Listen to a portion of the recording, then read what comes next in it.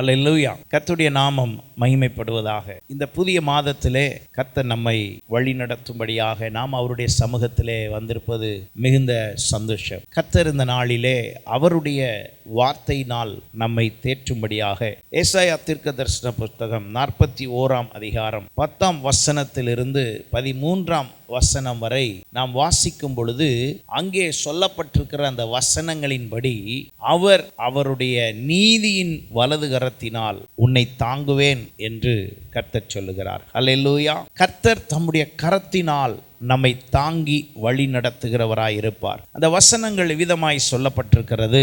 நீ பயப்படாதே, நான் உன்னுடனே இருக்கிறேன். திகையாதே, நான் உன் தேவன். நான் உன்னை பலப்படுத்தி உனக்கு சகாயம் பண்ணுவேன். என் நீதியின் வலது கரத்தினால் உன்னை தாங்குவேன். இதோ உன்மேல் எரிச்சலாய் இருக்கிற யாவரும் வெட்கி இலச்சை அடைவார்கள். உன்னோடு வழக்காடுகிறவர்கள் நாசமாகி ஒன்றுமில்லாமல் போவார்கள். உன்னோடு போராடினவர்களை தேடியும் காணாதிருப்பாய். உன்னோடு யுத்தம் பண்ணின மனுஷர் ஒன்றுமில்லாமல் இல் பொருள் ஆவார்கள். உன் தேவனாகிய கர்த்தராகிய நான் உன் வலது கையை பிடித்து பயப்படாதே, நான் உனக்கு துணை நிற்கிறேன் என்று சொல்லுகிறேன். அல்லேலூயா. நம்முடைய ஆண்டவர் நம்மோடு கூட இருந்து நமக்கு உதவி செய்கிறவர், ஒத்தாசை செய்கிறவர். அவர் நம்மோடு கூட நின்று நமக்கு உதவி செய்ய விரும்புகிறார். ஆனால் ஆண்டவர் நமக்கு உதவி செய்ய விரும்புகிறது நல்லது. ஆண்டவர் உதவி செய்கிறார் என்பதை கேள்விப்படும் பொழுது சந்தோஷமாய் இருக்கிறது. நமக்கு எதிராய் செயல்படுகிறவர்களுக்கு என்ன நடக்கும் என்பதை குறித்தும் கேள்விப்படும் பொழுது நம்ம மாம்சீக ரீதியிலே மனுஷனுக்கு சந்தோஷம்தான். ஆனால் நாம் யாவரும் ஆண்டவர் அப்படி செய்ய வேண்டும் என்று நாம் சொல்லுவதில்லை. அவர் அதை செய்கிறவராய் இருக்கிறார். நாம் ஆண்டவர்கிட்ட போய் யாரையும் ஆண்டவரே இப்படியெல்லாம் செஞ்சிருங்க, அதில் சொல்லப்பட்டிருக்கிறபடி ஆண்டவரே ஒன்றுமில்லாமல் போவார் அப்படியெல்லாம் நம்ம சொல்ல வேண்டிய அவசியம் இல்லை. நாம் ஆண்டவரை மகிமைப்படுத்தி கொண்டு இருந்தாலே அவர் நமக்கு எதிராய் செயல்படுகிற கிரியைகளை அழித்து போடுவார். அல்லேலூயா. அவர் எனக்கு துணை நிற்கிறார் என்றால் நான் பார்க்க வேண்டியது எனக்கு எதிரானவைகளை அல்ல, என்னோடு துணையாய் நிற்கிறவரை. அல்லேலூயா. நாம நிறைய நேரம் என்ன செய்றோம்? ஆண்டவர் நம்ம அருகில் இருக்கிறார், அவர் என்னோடு கூட இருக்கிறார், அவர் எனக்காக யாவையும் செய்கிறார் எல்லாம் தெரிஞ்சாலும் நம்ம பார்வை ஃபுல்லாக யார் மேலே தான் இருக்குது? நமக்கு எதிராக செயல்படுறவங்க, நம்ம சத்துரு, நம்மளை பேசினவங்க, அல்லது நமக்கு என்னெல்லாம் நீங்கள் வைக்கிறீங்களோ எல்லாம் தான் முன்னால் நிற்கிறது. அதை தான் பார்க்குறமே ஒழிய இவர் கூட வந்து தட்டி கொடுக்கறத பார்க்குற, கையை பிடிக்கிறத உணரலை. அப்புறம் ஆண்டவர் என் கூட இருந்து நான் உன்னை பலப்படுத்துகிறேன்னு சொல்கிறாரு, சகாயம், அதெல்லாம் கவலை இல்லை, அதை பற்றிய சந்தோஷம் இல்லை. அதுக்கு என்ன செய்யணுங்கிறது தெரியல. நம்ம கவனம் ஃபுல்லாக எதில் தான் இருக்குது? நமக்கு எதிராக இருக்கிற சத்துரு, ஏன் பிரச்சனை அப்படிதான் இருக்குது. ஆனால் எப்பொழுது அவர் நம்முடைய கரத்தை பிடிக்க விரும்புகிறார்னா, நீங்க அவர் பக்கம் உங்க கையை என்ன செய்யணும்? நீட்டணும். நம்ம நீட்டிக்கிட்டு இருக்கிறதெல்லாம் யார் மேல? நம்ம நீட்டுறதெல்லாம் என் பிரச்சனை, என் பிரச்சனை, என் பிரச்சனை, எனக்கு இப்படி நடந்துருச்சு, அதை தான் நீட்டுறோம். ஆனால் அவர் சொல்லுகிறார், நான் உன் கூட இருக்கிறேன், நீ பயப்படாத, நான் உன்னை பலப்படுத்துவேன், எல்லாம் அவர் சொல்றார். அப்ப என்ன செய்வோம்? நம்மளா இருந்தா அவர் என்ன செய்யணும்னு விரும்புறார்? என்னை பலப்படுத்துறேன்னு அவர் சொன்ன உடனே அப்ப அவருக்கு ஒரு நன்றி சொல்லணும். என்னை பலப்படுத்தி எனக்கு அவர் உதவி செய்கிறேன், என் நீதியின் வலது கரத்தினால் உன்னை தாங்குவேன்னு சொல்கிறார். அவர் தாங்குற ஆளை போய் தாங்குற ஆளை என்ன செய்யணும்? நமக்கு புரிகிற மாதிரி நமக்கு பேசணும்னா தாங்குற ஆளை கொஞ்சம் நம்ம அதை விட்டுட்டு நம்ம என்ன செஞ்சிட்டு இருக்கோம்? எப்போ ஆண்டவர்கிட்ட வந்தாலும் அவர் தாங்குறேன்னு சொல்லிட்டாரு. அப்போ நம்ம என்ன செய்யணும்? அப்பா நீ உங்கள் அன்புக்கு எவ்வளவு பெரியது. அப்போ அந்த பிரச்சனை அது கிடக்கு ஒரு பக்கம், ஆண்டவரே உங்கள் அன்பு எவ்வளோ பெரியது. அப்போ உடனே ஒருத்தர் வந்து சொல்லுவாங்க, என்னங்க உங்கள் வாழ்க்கையில் இப்படி நடந்திருக்கு, இப்படி இருக்குது, இப்படி பேசிட்டாங்க, இப்படி நடந்துருச்சு, ஆண்டவரே நீர் எவ்வளவு நல்லவர், ஏன் இதை பத்தி பேசல? ஏனென்றால் இதை அவர் பார்த்து கொள்வார். அல்லேலூயா. இங்க இந்த இடத்துல தான் நம்ம தவறு பண்ணிடுறோம். இந்த இடத்துல தான் நம்ம நிறைய நேரம் என்ன பண்ணிடுறோம்? ஆண்டவர்கிட்ட வந்தாலும், அவர் பக்கத்தில் நின்னாலும், அவர் கையை பிடிச்சிருந்தாலும், அவர் தாங்கினாலும் நம்ம பேசிக்கிட்டு இருக்கிறது இதை தான், பிரச்சனையை தான் பேசிட்டு நம்ம பேசிகிட்டு இருக்கிறது. நமக்கு நடந்த ஏற்பட்ட நமக்கு நஷ்டங்கள் என்னெல்லாம் நீங்கள் உங்கள் லைஃப்பில் ஒவ்வொருத்தருக்கும் ஒவ்வொன்றும் நடக்கலை, அதை தான் நம்ம பெருசாக யோசிக்கிறோமே ஒழிய அவர் என் கூட இருக்கிறாரு, அப்போ அவர் பார்த்துக்குவார் தானே. அதை அந்த தைரியம் வரல, அந்த விசுவாசம் நமக்கு வரல, அந்த பலன் நமக்கு வரல, அந்த புரிதல் நமக்கு வரல. இந்த மாதத்திலே கர்த்தர் அதை புரிய உதவி செய்வார். ஹல்லேலூயா. எப்போ நீங்களும் நானும் அதை புரிஞ்சிட்டோமோ அப்போ நமக்கு ஏற்பட்டதை இதை யாரு கவனிப்பா? அதான் அவர் பார்த்துக்கிறேன்றார்ல. அவர் எப்படி பார்த்துக்கிறாராம் பாருங்க. இதோ உண்மையில் எரிச்சலா இருக்கிற யாவரும் வெட்கி லட்சை அடைவார். அப்ப நீங்க நினைக்கிறீங்க, எத்தனை வருஷம் ஆச்சு என் பிரச்சனை, என்னைக்கு என் எதிரி அவன் நல்லா தான் இருக்கான். அவன் ஏன் நல்லா இருக்கான்னா நீங்க அவனையே பார்த்துக்கிட்டு இருக்க. அவனுக்கு ஏன் இன்னும் ஒன்றும் நடக்கலை, நீங்க அவனையே பார்த்துட்டு இருக்கீங்க. அவனுக்கு ஏன் இன்னும் ஒன்றும் ஆகலை, நீங்க அவனை பற்றி தான் சிந்திக்கிறீங்க. அவனை டீல் பண்ணது, அவன் உங்களுக்கு கொடுத்த பாதிப்பு, அதையே நீங்கள் பேசுகிறீங்களே ஒழிய, அதாவது பார்க்குறீங்களே ஒழிய, உங்களுக்கு ஏற்பட்டதான துன்பத்தை பார்த்து கொண்டிருக்கிறீர்கள், துக்கத்தை பார்த்து கொண்டிருக்கிறீர்கள், துயரத்தை பார்த்து கொண்டிருக்கிறீர்கள், வேதனையை பார்த்து கொண்டிருக்கிறீர்கள். இதையே தான் பார்க்குறீங்களே ஒழிய யாரை பார்க்கல? தாங்குறவரை, கையை பிடிச்சி தூக்குறவரை, நான் உன் பக்கத்தில் நிற்கிறேன்னு அவரும் சொல்லிக்கிட்டே இருக்கிறாரு. ஆனாலும் நம்ம எதில் தான் கவனமாக இருக்கோம்? நான் சொல்கிறது எத்தனை பேர் புரிஞ்சுக்கிறீங்க? நம்ம அப்படி இருக்கமா இல்லையா? நம்ம மைண்ட் உடனே அந்த பிரச்சனைக்குள்ளே தான் போகுது. கடன் பிரச்சனையா, அவர் எனக்கு உதவி செய்கிறேன்னு சொன்னால் நம்ம உடனே அந்த கடன், ஏன்னா இதுதான் நம்மளுடைய நமக்குள்ள புரிய வேண்டிய விஷயம், நம்ம அறிந்து கொள்ள வேண்டிய விஷயம் என்ன அப்படின்னா, அவர் என் கூட நிற்கிறேன்னு சொல்லிட்டாருன்னா அந்த தைரியம் வருதா பாருங்க. சில நேரத்தில் சின்ன குழந்தைகளை நீங்கள் எங்கேயாவது விடும்போது விளையாடுறதுக்கு கூட, வீட்டுக்குள்ள விளையாட்டுக்கு கூட நம்ம அந்த பிள்ளைங்கள்ட்ட ஒளிஞ்சு விளாடுறோன்னு வச்சு, அப்பாவை கண்டுபிடி அம்மாவை கண்டுபிடின்னு, அப்போ விளையாண்டுட்டு தான் இருக்கோம். திடீர்னு அது மனசில் அப்பாவை காணுமோ அம்மாவை காணுமோன்னு ஃபீல் வந்துருச்சுன்னா என்ன செய்யும்? உடனே கத்தி ஆள ஆரம்பிச்சிடும். ஆனால் அதே வீட்டுக்குள்ளே தான் இருக்காங்க.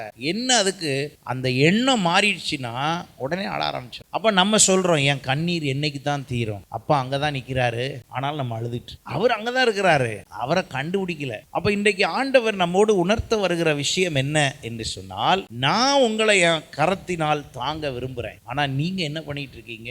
உங்களை கொஞ்சம் நீங்கள் ஆராய்ந்து பார்த்து அதை சரி பண்ணுங்கள். அப்படி சரி பண்ணும்போது தான் ஆண்டவர் சொல்றார், உன்னோடு வழக்காடுகிறவர்கள் நாசமாகி ஒன்றும். இப்படி இதை கேட்க நல்லா தான் இருக்கு. இந்த வசனத்தை வாசிக்கும் போது கேட்கறதுக்கு ரொம்ப மகிழ்ச்சியா இருக்கு. என்ன மகிழ்ச்சி? நம்மளை நார்மலாக அப்படி யாராவது உன் கூட பிரச்சனை பண்ணாலும் கவலைப்படாத, காலி ஆயிடுவாங்க அப்படி சொன்னால் நமக்கு ஆமாங்க ஆமாங்க ஆமாங்க. அந்த ஆமாங்கிறதுக்கு பின்னால் செய்ய வேண்டியது என்னதுன்னா, சத்துருவை பார்த்து அல்ல, எதிரடையானவர்களை பார்த்து அல்ல, எனக்கு துணை நிற்கிறவரை மட்டும் பார்த்தா போதும், அவர் மிச்சத்தை பார்த்துக்குவார். ஹல்லேலூயா. நம்ம இந்த ஒரு இடத்தை மட்டும் சரி பண்ணதான் ஆண்டவர் விரும்புகிறார். இந்த ஒரு இடத்தை நம்ம சரி பண்ணிட்டு யாரை அப்ப கண்டுக்க கூடாது? சத்துருவை கண்டுக்க கூடாது. அப்ப யாரை கண்டுக்கணும்? கர்த்தரை மட்டும்தான் கண்டுக்கணும். அவரை தவிர எதையும் பார்க்க கூடாது. அவருடைய ஃபீலிங் தான் நமக்கு வரணுமே ஒழிய வேற ஃபீலிங் எல்லாம் என்ன செய்யக்கூடாது? வரக்கூடாது. சத்ருவினால் ஏற்பட்ட எந்த ஃபீலிங்கும் உங்களை பாதிக்க விடாதபடி எந்த ஃபீலிங்குள்ள போயிடணும்? எந்த ஃபீலிங்குள்ள போயிடணும்? தேவனுடைய அன்பு, அவருடைய அக்கறை, அவர் என் மீது காண்பிக்கிறதுக்குள்ள போயிட்டோம்னா இது அவர் டீல் பண்ணுவேன்னு சொல்றார். அப்ப அவர் எப்படி செய்வாராம் பாருங்க. உன்னோடு வழக்காடுகிறவர்கள் நாசமாகி ஒன்றுமில்லாமல் போவார்கள், உன்னோடு போராடினவர்களை தேடியும் காணாதிருப்பாய், உன்னோடு யுத்தம் பண்ணின மனுஷர் ஒன்றுமில்லாமல். ஆமா, நம்ம என்ன சொல்லிட்டு இருக்கோம்? என் கூட எனக்கு பிரச்சனை பண்ணாலும் என் கண்ணு முன்னாலே நிக்குது. நீங்க யாரை பார்க்கல? பிரச்சனை பண்ணால உன் சத்ருவை தான் பார்க்குறீங்களோ ஒழிய நீங்க கர்த்தரை பார்க்கல. கர்த்தரை பார்த்துருந்தா உங்களை, அந்த நபரை, அந்த பிரச்சனைக்குரியதை, அந்த சூழ்நிலையை கர்த்தர் மாற்றி போட்டு. அல்லேலூயா. இன்றைக்கு ஆண்டவர் நமக்கு உணர்த்த வருகிற விஷயம் என்ன? அவர் தம்முடைய கரத்தினால், அவருடைய கரம் நம்மை வழிநடத்த விரும்புகிறது. அல்லேலூயா. அவருடைய கரத்தினால் அவர் நம்மை கொண்டு செல்ல விரும்புகிறார். அதற்கு இன்னும் நாம் புரிந்து கொள்வதற்கு ஏதுவாய் எஸ்ராவின் புஸ்தகம் 7ஆம் அதிகாரம். எஸ்ரா புஸ்தகத்தில் நீங்கள் 2 விதமான சூழ்நிலைகளை நாம் பார்க்கலாம். ஒன்று, செருபாபேல் தலைமையிலே முதல் 6 அதிகாரங்களை வழிநடத்தியும் 7ஆம் அதிகாரத்திலிருந்து 10ஆம் அதிகாரம் வரை எஸ்ராவின் தலைமையிலேயும் இந்த ஆலயம் கட்டப்படுகிற காரியத்திற்கு வேலை நடக்கிறது. ஆனால் இந்த ஆலயம் கட்டப்படுகிற காரியமாக இருந்தாலும் அங்கேயும் யார் வரா? சத்துருக்கள் வருகிறார்கள், பிரச்சனைக்குரியவர்கள் வருகிறார்கள், தடுக்கிறவர்கள் வருகிறார்கள், தடை செய்கிறவர்கள் வருகிறார்கள். எடுத்தீங்களா? 596வது பக்கம். அப்ப நம்மை சுற்றி நிற்கிறவர்கள் எங்கு போனாலும் வருவாங்க. நீங்க உங்க குடும்பத்துக்கு மட்டும் வர்றாங்கன்னு நினைக்காதீங்க. சர்ச்சு விஷயமா இருந்தா கூட அங்க கூட யார் வருவா? எதிரிடையானவர்கள் வருவார்கள். ஆனா யார் வந்தாலும் சரி, நம்ம செய்ய வேண்டியது, நம்ம பார்க்க வேண்டியது யார? கர்த்தரை. ஏன்னா அவருடைய கரைய மேல இருந்துட்டு வந்துட்டா போதும், அவர் கரம் என்னைய தாங்கினா போதுங்க. அவர் கரம் தாங்கிறது பெருசா இருந்தா நமக்கு முன்னால் இருக்கிற பிரச்சனை பெருசே கிடையாது. நம்ம வாழ்க்கையில நடந்து கொண்டு இருக்கிற சில சூழ்நிலைகள் பெரியதே இல்லை. நம்ம நிறைய நேரம் சூழ்நிலையை பார்க்குற அளவுக்கு கர்த்தரை பார்க்கறது, நம்ம சூழ்நிலையை குறித்து சிந்திக்கிற அளவுக்கு கர்த்தரை சிந்திப்பதில்லை. நம்முடைய சூழ்நிலையை குறித்து யோசிக்கிற அளவுக்கு ஆண்டவருடைய மகத்துவங்களை யோசிப்பதில்லை.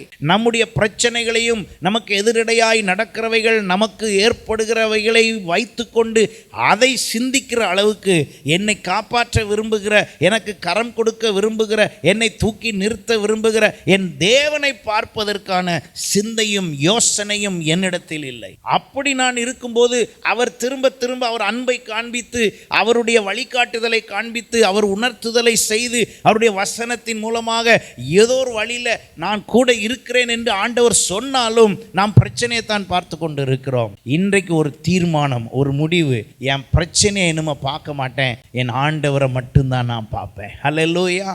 ஏன் நான் பிரச்சனையை பார்க்க மாட்டேன்? பிரச்சனையை பார்த்தா பிரச்சனை என் கூட இருக்கும், நான் ஆண்டவரை பார்த்தா ஆண்டவர் என் கூட இருப்பார், பிரச்சனை என்னை விட்டு போயிடும். இந்த ஒரு முடிவுக்குள்ள வரும்போது கர்த்தர் நம்ம ஒவ்வொருவரையும் ஆசீர்வதித்து வழி நடத்தும். ஹல்லேலூயா. இந்த எஸ்ராவின் புஸ்தகத்தில் நீங்கள் வாசிக்கும் போது 7ஆம் அதிகாரம் 9ஆம் வசனம் பாருங்க. அங்கே பாபிலோனில் இருந்து எருசலேமுக்கு சூழ்நிலைகள் வருகிற வேளையில அங்கே சொல்லப்பட்டிருக்கிறது, 5ஆம் மாதம் 1 தேதியிலே தன் தேவனுடைய தயவுள்ள கரம் தன்மேல் இருந்ததினால் எருசலேமுக்கு வந்தான். முதலாவதாக ஆண்டவருடைய ஒரு விடுவிக்கிற ஒரு கரம் அல்லது ஒரு தயவுள்ள கரம் எஸ்ராவின் மீது இருந்ததாம். யார் மேல இருந்துச்சுங்க?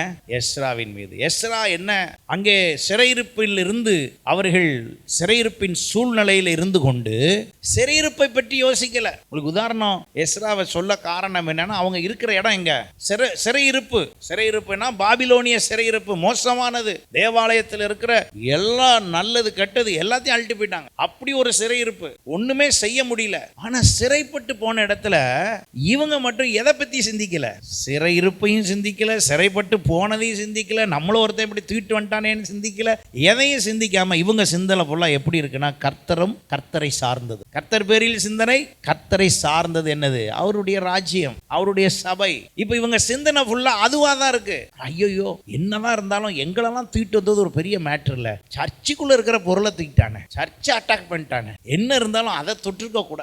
இப்படியே தான் இவங்க சிந்தனை. இப்ப அப்படி ஒரு சிந்தனை இருந்து கொண்டு இருந்தபடினால் நல்லா கவனிங்க. இந்த எஸ்ரா, நெகேமியா, தானியேல், இன்னும் அவங்க கூட சேர்ந்தவங்க, இன்னும் ஒரு டீம், பெரிய டீமை ராஜாவால் என்ன செய்ய முடியல. கொண்டு போனது அடிமையா இருக்கும், ஆனா அடிமை மாதிரி நடத்த முடியல. அங்க அடிமைத்தனத்துக்குள்ள கொண்டு வர முயற்சி பண்ண, சூழ்ச்சி பண்ண, எத்தனை முயற்சி ஏற்பட்டாலும் அங்க எதுவுமே வாய்க்கல. ஏன்? என்ன காரணம்? அவங்க யாரும் எதை பார்த்துக்கிட்டு இல்ல, பிரச்சனையை பார்த்துக்கிட்டு இல்ல. இஸ்ரவேல் ஜனங்கள் அடிமைத்தனத்துக்குள் ஆக்கப்பட்டார்கள். ஏன் காரணம்? தன்னை அடிமைப்படுத்துகிறவனை அவர்கள் அடிமைக்குள் ஆக்குவதற்கு அவனுடைய கரத்தை நோக்கினதுனாலே அடிமைத்தனத்துக்குள்ளானார்கள். ஆனால் எஸ்ரா அப்படி செய்யாத கர்த்தருடைய கரம் அவரோடு கூட என்ன செய்ததாம்? இருந்ததாம். 6ஆம் வசனம் பாருங்க. இந்த எஸ்ரா இஸ்ரவேலின் தேவனாகிய கர்த்தர் அருளிய மோசேயின் நியாயப்பிரமாணத்திலே தேறின வேதபாரகன். அவனுடைய தேவனாகிய கர்த்தருடைய கரம் அவன் மேல் இருந்ததினால் அவன் கேட்டவைகளை எல்லாம் ராஜா அவனுக்கு கொடுத்தான். முதல்ல விடுவிக்கிற அல்லது தயவுள்ள ஒரு கரம் அவன் மேல இருந்தது. இப்ப இந்த வசனத்துல நான் வாசிக்கும் போது தேவைகளை சந்திக்கும் ஒரு கரம். அப்ப நல்லா கவனிங்க, ஆண்டவருடைய கரம் என் மேல இருக்குன்னா சும்மா இல்ல. அவர் கரத்தினால் தாங்குறேன்னு சொல்லிட்டாருன்னா சும்மா இல்லை. அவர் என்னை தாங்குகிறார் என்றால் சாதாரணமாக அல்ல, அவர் அங்கே எனக்காக பெரிய வேலை செய்கிறாரு. அப்போ நான் அவரை பார்த்து அவர் சம்பந்தமாகவே சிந்திச்சுக்கிட்டு இருந்தால் தான் அவர் எனக்கு எல்லாம் செய்வார். அப்போ என்னைய ஏன் அவர் இந்த பக்கம் சிந்திக்காமல் என்னை நோக்கிப்பார்? என்னிடத்துல கேள், நான் சொல்லுகிறத கேள், ஏன் சட்டத்துக்கு கீழ்ப்படி, ஏன் கற்பனைக்குள்ள வா, ஏன் வசனத்து பக்கம் திரும்பு, ஏன் சமூகத்துக்கு வா, என்ன நோக்கிப்பாரு. இப்படியே ஏன் ஆண்டவர் சொல்றாருன்னா, நம்ம மற்றதையே நோக்கி பார்க்கிட்டு இருந்தால் சரி வராது. அதனால ஆண்டவர் பேசும்போது கவனிங்க, அவருடைய வசனத்தெல்லாம் கவனிங்க, எல்லாம் என் பக்கம் திரும்பு, என்னைய பாரு, நான் சொல்றத கேளு, நான் உன்னை என்ன சொல்லியிருக்கணும் அதை மட்டும் செய், நான் சொல்ற இடத்துக்கு வா, நான் சொல்ற மாதிரி. இப்படியே தான் ஆண்டவர் நம்மள்கிட்ட பேசுறாரு. ஏன்னா நம்ம மற்றதை பார்த்து பார்த்து பார்த்து நம்மளை அறியாம தெரியாமலே நம்ம பிரச்சனைக்குள்ள இன்னும் மேலும் மேலும் என்ன சிக்கிக்கிட்டே இருக்கிறோம். கர்த்தர் இன்றைக்கு ஒரு தெளிவாய், என் தேவையை சந்திக்கும் கரம் அங்கே இருக்குது, அவர் வச்சிட்டு இருக்காரு, ரெடியா இருக்காரு. அந்த கரத்தை வச்சுதான் என் வலது கையை பிடிக்கிறாரு, அந்த கரத்தை வச்சுதான் என்னை தூக்க விரும்புறாரு. ஆனா அதை பத்தி நான் என்ன செய்யல, கவலைப்படலை. அதை பற்றிய யோசனைலாம் எனக்கு இல்லை. எனக்கு அங்கே பிரச்சனை தான் பிரச்சனை. எனக்கு எதுதான் முக்கியம், நான் பிரச்சனை எனக்கு எது முக்கியம், நான் எனக்கு எப்படி அது நடக்கலாம்? இல்லை, அது நடக்கும், எல்லாருக்கும் நடக்கும், எல்லாருக்கும் எல்லாம் நடக்கும். ஆனால் நம்ம பார்க்க வேண்டியது யார? கர்த்தரை நோக்கி பார். அப்போ ஆண்டவருடைய கரம் அங்கே இந்த எஸ்ராவுடைய தேவையெல்லாம் சந்திச்சு, எஸ்ராவுடைய தேவையெல்லாம் சந்திச்சு. நம்ம தொடர்ந்து வாசிக்கும் போது அங்கே சொல்லப்பட்டிருக்கிறது, அங்கே நம்ம எல்லாருடைய தேவையெல்லாம் 23ஆம் வசனம் பாருங்க. பரலோகத்தின் தேவனுடைய கற்பனையின்படியே எது தேவையா இருக்குமோ அதுவெல்லாம் பரலோகத்தின் தேவனுடைய ஆலயத்திற்கு ஜாக்கிரதையாய் செலுத்தப்பட வேண்டும். அப்ப தேவை எங்க உண்டோ அதை கர்த்தர் அங்கே சரியாய் செய்கிறவராய் இருக்கிறார். அப்ப என்ன நடந்தது?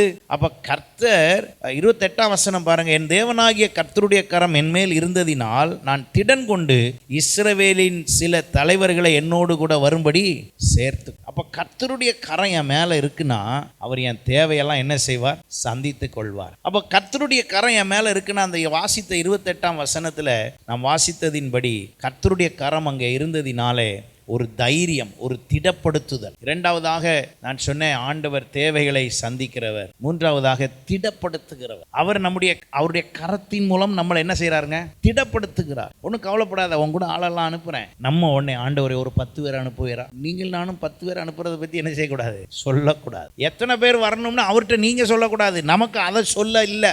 நம்ம ஆண்டவரே நீர் நல்லவரா. அப்ப அதெல்லாம் யார் சொல்லுவா? அது தெரியாத ஆளுக்கு தானே சொல்லணும். இப்போ சில பேருக்கு பாருங்க, சும்மா ஒரு வார்த்தை அதை போய் சுத்தம் பண்ணிட்டு வாங்க அப்படின்னு சொன்னா போதும், அவங்க எல்லா பொருளையும் எடுத்து வச்சு எல்லாம் சுத்தம். சில பேர் சுத்தம் பண்றதை கவனிச்சிருக்கீங்களா? எந்த பொருளையும் நவுத்த மாட்டேன், அப்படியே சுத்தம் பண்ணிட்டு போயிடுவாங்க. என்ன 2 பேருக்கு உள்ள வித்தியாசம்? அப்போ அப்படி செய்கிற ஆளுக்கு என்ன சொல்ல வேண்டியிருக்கு? இன்னொரு வார்த்தை, எல்லா பொருளையும் எடுத்துட்டு சொல்லும் போதே எல்லா பொருளையும் எடுத்து ஓரமாக வச்சு எல்லாத்தையும் செய்து கீழெல்லாம் பார்த்து சுத்தம் பண்ணிட்டு வாங்க. எதுக்குங்க சுத்தம் பண்ணுன்னு சொன்னா போதாதா? இவ்வளோ விளக்கம் தேவையா? அந்த நபர் அப்படி. இப்போ நீங்க பேசுற நபர் யாரு? அவருக்கு எல்லாம் தெரியும். அவருக்கு ஏன் நீங்க விளக்கம் கொடுத்துக்கிட்டு இருக்கீங்க? நம்ம ஏன் அவருக்கு ஒரு விளக்கம் கொடுத்துக்கிட்டு, ஆண்டவரே ஒரு 5 பேர் அனுப்பியே சொல்ல வேண்டாம், அவரை நீங்க பார்த்து அப்புறம் ஆண்டவரே எப்படி ரொம்ப நாளா எனக்கு சந்தோஷமா இருக்கு, நீங்க என்னைய நேசிக்கிறது ரொம்ப சந்தோஷமா இருக்கு. அப்போ அவர்கிட்ட அப்படி பேச ஆரம்பிச்ச உடனே அவரு நம்மகிட்ட பேசிட்டு இருக்கும்போது ஒரு 10 பேர் அங்கே அனுப்பியிருப்போம். நான் சொல்றது எத்தனை பேருக்கு புரியுது? நமக்கு இந்த அனுபவம் தாங்க அவர் விரும்புறதே. யார் விரும்புறது? ஆண்டவர் விரும்புறதே. நம்ம ஆண்டவர்கிட்ட போய் ஐயோ என்னத்தலாமோ பேசிட்டு அடக்கம். அவருக்கு மூளை இல்லாத ஆள் மாதிரி நம்ம ஐடியா கொடுக்கறத பார்த்தீங்கன்னா, சாத்தானை எப்படி டீல் பண்ணணும் கூட நம்ம சொல்றோம். ஆண்டவரே அவனை அப்படியே நீர் மாத்திரும், கட்டிரும், போயிரும், அதெல்லாம் அவர் பார்த்துக்குவார். அது அவர் வேலை. நம்ம வேலை என்ன?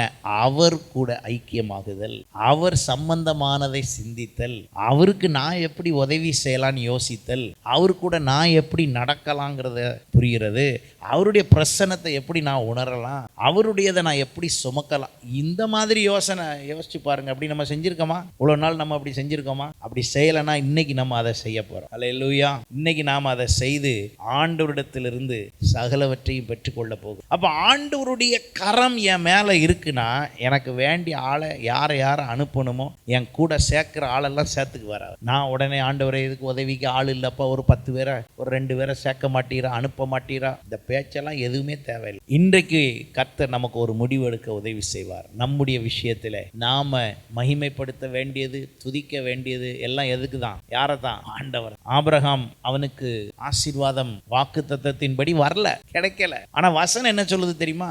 எப்போ அவன் தேவனை மகிமைப்படுத்தினானோ அப்பதான் நிறைவேறிச்சான். நம்ம என்ன நினைச்சிட்டு இருக்கோம்? நம்ம தான் எல்லா வேலையும் செய்யணும் போல அப்படின்னு சொல்லி இவங்க முயற்சி பண்ணி ஆகாரம் பார்க்கறான், இஸ்மவேலை பெக்குறான், அப்படி இப்படின்னு. அப்புறம் பார்த்தா சந்ததி பெருகுன்னு சொன்னால கேத்துராள்னு ஒருத்திய கல்யாணம் பண்றான். அங்க ஒரு 6 பிள்ளை பிறக்குது. எதுக்குன்னா என்ன பெருகுதான்? சந்ததி பெருகுதான். இப்படியா பெருக்க சொன்னாரு? நம்ம பிளான் பாருங்க. நம்ம அப்படியே பிளானை போட்டு அப்படியே என்னன்னு கேட்டா, கர்த்தர் வாக்குத்தத்தம் பண்ணிட்டாரு. எப்பா வாக்குத்தத்தம் பண்ணாருன்னா அவர்கிட்ட உட்கார்ந்து அமைதியா அவருக்கு சோத்திரம் ஸ்தோத்திரம் பண்ணிட்டு அவரை மகிமைப்படுத்திட்டு உட்கார அமைதியா. எப்போ இந்த முடிவுக்கு ஆபிரகாம் வந்து, அந்த வசனம் அழகா சொல்லி இருக்கிறது, கர்த்தரை மகிமைப்படுத்தி அப்புறம் விசுவாசத்துல வல்லவனான. மகிமைப்படுத்தினது வந்த உடனேயே கர்த்தர் கிரியை செய்ய ஆரம்பிச்சிட்டாரு. அது வரைக்கும் இவங்க என்ன பண்ணிட்டு இருக்காங்க, இவங்க ஹஸ்பண்ட் அண்ட் ஒய்ஃப் வாக்கு தத்தத்தை வச்சு பேசி பேசி பேசி பேசி பிளான் பண்றாங்க. நம்ம குடும்பத்தை பார்த்து சொல்லிட்டாரு, நம்ம குடும்பத்தை பார்த்து என்னன்னு சொல்லிட்டாரு, நம்ம குடும்பத்தை பார்த்து பழுகி பெருகுவேன்னு சொல்லிட்டாரு. என்ன செய்ய பாரு, ஓ நிலைமை இப்படி இருக்கு, நான் என்ன செய்யலாம், எப்பா நீ கவலைப்படாதப்பா, நம்மள்ட்ட நிறைய பேர் இருக்காங்க, எல்லார் மூலமாகவும் நீ என்ன செய்ய, வம்சத்தை பெருக்கிடுவோம். இதுவா ஆண்டவர் சொன்னது? இதான் நம்ம செய்யறது. இப்போ சாத்தானுடைய தந்திரமே என்னன்னா, இப்படி நம்மளை செய்ய சரியா நிறைய பேரை வச்சு, சில நேரம் பாஸ்டரை வச்சே வழி நடத்தி விட்டுருது. பாஸ்டர் சொன்னா கூட நீங்க என்ன செய்யணும், கொஞ்சம் உடனே போய் ஜெபம் பண்ணணும். ஆண்டவரே எங்க பாஸ்டர் மூலமா இதை சொல்லியிருக்கீங்க, நான் இதை கீழ்ப்படிஞ்சு செய்யலாமா, சரிதானா நீங்க சொன்னது? ஏன்னா நமக்கு ஒரு முரண்பாடு ஏற்படும்ல. சொன்ன உடனே என்ன பாஸ்டர் திடீர்னு இப்படி சொல்லிட்டாங்க அப்படின்னா உடனே போய் என்ன செய்யணும், அதுக்கு ஆமா தேவ வாக்கா எடுத்துக்கிட்டு போய் எல்லாத்தையும் செய்யக்கூடாது, போய் ஜெபம் பண்ணணும். ஆண்டவரே இப்படி சொல்லிட்டாங்களே, அது என்னது, செய்யலாமா, சரிதானா?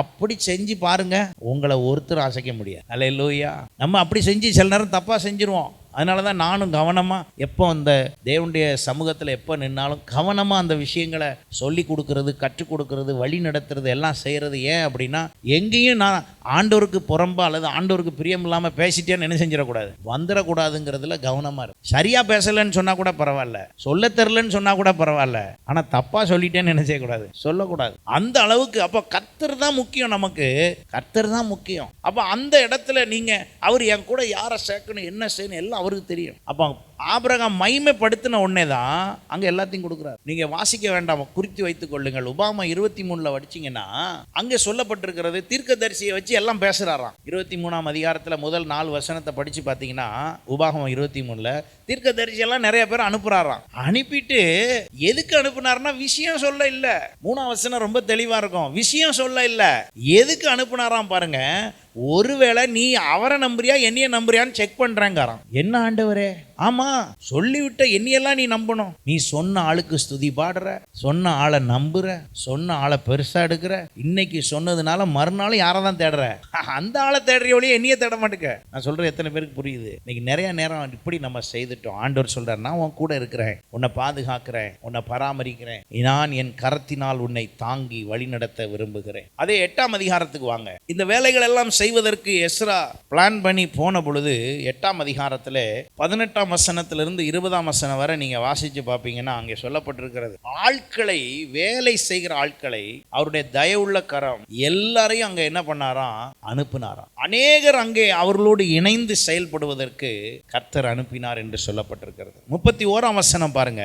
31ஆம் வசனத்தில் சொல்லப்பட்டிருக்கிறது, கர்த்தருடைய கரம் அங்கே இருந்தபடினாலே எந்த சத்ருவுக்கும், அங்கே சொல்லப்பட்டிருப்பாருங்க, நாங்கள் எருசலேமுக்கு போக 1ஆம் மாதம் 12ஆம் தேதியிலே அகாவா நதியை விட்டு பயணம் புறப்பட்டோம். எங்கள் தேவனுடைய கரம் எங்கள் மேல் இருந்து வழியிலே சத்ருவின் கைக்கும் பதிவிருக்கிறவர்களின் கைக்கும் எங்களை, ஏன்னா இவன் போகும்போது சும்மா போகல, தங்கம் எல்லாம் எடுத்துட்டு போறான். ஏன்னா அங்க சர்ச்சில் இருந்து கொள்ளையடிச்சுட்டு வந்ததெல்லாம் தூக்கிட்டு போறாங்க. அப்ப பாருங்க, இவன் ராஜாட்ட போய் போராடலாம் இல்லை, நீ எப்படி எங்க சர்ச்சில் இருந்து, இவங்க ஆண்டவரை பார்த்து, ஆலயத்தை பார்த்து, இப்படி ஆயிடுச்சே எங்க ஆலயம் அப்படின்னே மனசுல புலம்பிக்கிட்டு இருந்த உடனே ஆண்டவர் பார்த்தார். ராஜா மனசுல பேசி, என்னப்பா அடிமையா வந்தவன்லாம் வேற மாதிரி சிந்திக்கிறான், நீங்க ஒரு குரூப் வேற மாதிரி சிந்திக்கிறீங்களா, என்ன ஆச்சு? எங்களுக்கு அடிமையா வந்ததெல்லாம் ஒரு கவலையே கிடையாது, இப்போ எங்களுக்கு ஏற்பட்டிருக்க இந்த சூழ்நிலை எல்லாம் மேட்டரே கிடையாது. எங்க கவலைலாம் கவலை எல்லாம் கவனம் எல்லாம் கர்த்தர் ராஜ்யம், கர்த்தர் சபை மகிமை இழந்து போச்சே, இப்படி நடந்துருச்சே, இதான் எங்களுக்கு கவலை. ஓ இப்படி ஒரு விஷயம் இருக்கா,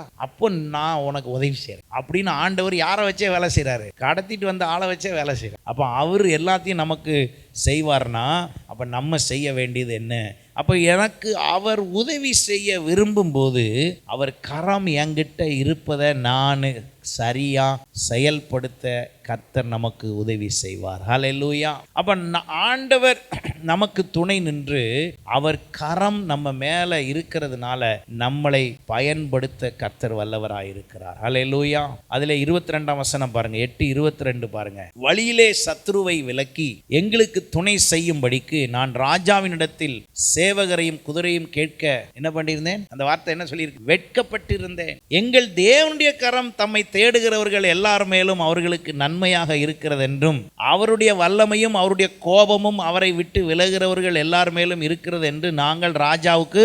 அப்படின்னா என்ன அர்த்தம்? ராஜா கேட்காரு, எப்பா நீங்க போறீங்கள, படைக்கு கூட துணைக்கெல்லாம் ஆள் வேணுமா, போர் வீரர்கள்லாம் வேணுமா, குதிரை வீரர் வேணுமா, சேவகர்கள்லாம் வேணுமா? அப்ப இவங்க என்ன பதில் சொல்றாங்க? நாங்க ஏற்கனவே உங்கள்கிட்ட சொல்லியிருந்தோம், எங்களை காக்கிறவர் யாரு? புரியுதா உங்களுக்கு? அவர் பேசுறது புரியுதா? எங்களை காக்கிறவர் கர்த்தருங்க, நீங்க எங்களுக்கு ஒன்றும் அனுப்ப வேண்டாம், நாங்க ஏற்கனவே உங்கள்கிட்ட சொல்லியிருந்தோம் இப்படியெல்லாம் எங்களுக்கு அனுப்ப வேண்டாம்னு சொல்லி. அப்போ ஆண்டவருடைய கரம் நம்மளை பாதுகாக்கும், பயன்படுத்தும், சகல சூழ்நிலையிலும் நம்மை வழி நடத்தும் கரமாக இருக்கிறது. ஹல்லேலூயா.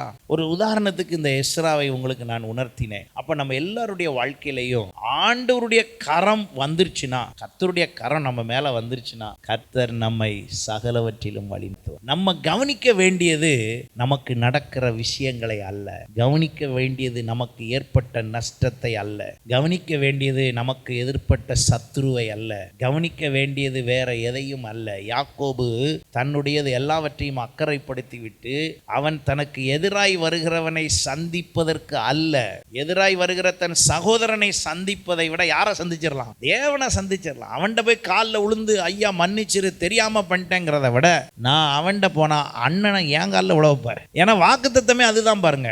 யாக்கோபு மேல இருந்த வாக்குத்தத்தம் என்ன? மூத்தவன் இளையவனை சேவிப்பான். வாக்குத்தத்தத்தை மாத்திரக்கூடாது. நான் செஞ்சிருந்தா அண்ணன் காலில் தம்பி விழுந்திருப்பான், தம்பி செஞ்சிருந்தா. ஆனா வாக்குத்தத்தத்தின்படி செய்யணும்னா அதுக்கு யார் தான் உதவி செய்யணும்? ஆண்டவர் தான் உதவி. அப்போ உடனே கரையில உட்கார்ந்து, எப்பா நீங்க தான் எனக்கு எல்லாம், அங்கிட்டு போங்க, யாரும் என் பக்கத்துல இருக்காதீங்க, எல்லாத்தையும் அக்கறைப்படுத்திட்டு இவர் உட்கார்ந்து ஆண்டவர்கிட்ட பேசுறாரு. அப்படி கேட்கும் போது ஆண்டவர் இவருக்கு உதவி செஞ்சார். அந்த உதவியினுடைய வெளிப்பாடு என்ன? இவர் திரும்ப கரையை கடந்து, அங்க அந்த வசனம் இப்படி சொல்லி இருக்குது, ராத்திரி ஆரம்பிச்சிருக்காரு, இருட்டிருச்சு. சில நேரம் நம்ம பிரச்சனை முழுவதும் இருட்டு மாதிரி ஆயிடும். ஆனா நீங்க அதுலயும் ஆண்டவரை தேடுனீங்கன்னா, சூரியன் உதயமாகிற பொழுது, பொழுது விடுகிற பொழுது, அங்கே சொல்லப்பட்டிருக்கிறது, அங்கே அவன் சந்தோஷமா போறாரு. போனா இப்ப எதிர்த்தால வர்ற அண்ணன் அவன் தான் வந்து யார்கிட்ட மன்னிப்பு கேட்கிறார், அதாவது யார்கிட்ட சரணடைகிறா? தம்பிட்ட வந்து சரணடைகிறார். ஏன்னா வாக்கு தத்தமும் நிறைவேறணும், கர்த்தர் சொன்னதும் நடக்கணும். அப்ப நான் என் முயற்சியிலேயே எல்லாத்தையும் செய்ய முயற்சிக்கும் போது